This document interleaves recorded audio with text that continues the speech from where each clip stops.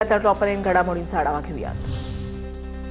लाडकी बहीण योजनेचा लाभ घेतलेल्या सरकारी कर्मचाऱ्यांवर कारवाई होणार। नंदुरबार जिल्हा परिषदेच्या 1183 महिला कर्मचाऱ्यांची यादी शासनाकडे पाठवली। लाभ घेतलेल्या महिला सरकारी कर्मचाऱ्यांवर शिस्तभंगाची कारवाई होणार। नागपुरात प्रसिद्ध काळी आणि पिवळी मारबत मिरवणूक। 144 वर्षांमध्ये पहिल्यांदाच मारबत मिलनची जागा बदलली। मारबत मिरवणूक पाहण्यासाठी नागपूरकरांची गर्दी।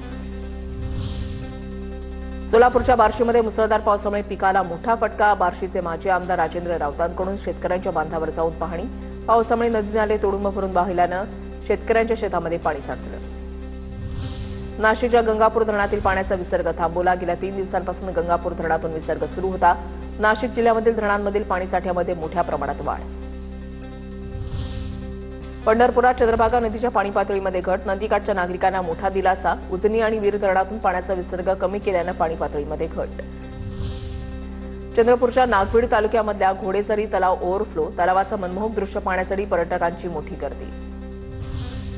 गोंदियामध्ये रस्त्यावर मोठमोठ्या खड्ड्यांमुळे नागरिक त्रस्त। वारंवार निवेदन देऊनही प्रशासनाचं दुर्लक्ष केल्याचा आरोप। नागरिकांकडून काही काळ रास्ता रोको आंदोलन।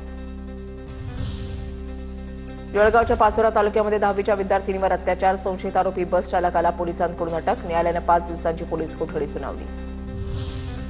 नाशिकच्या लाखलगावमध्ये काळ्या जादूचा प्रकार। स्मशानभूमीमध्ये काळी जादू करण्याचा प्रकार। ग्रामस्थांनी तिघांना पोलिसांच्या ताब्यात दिलं।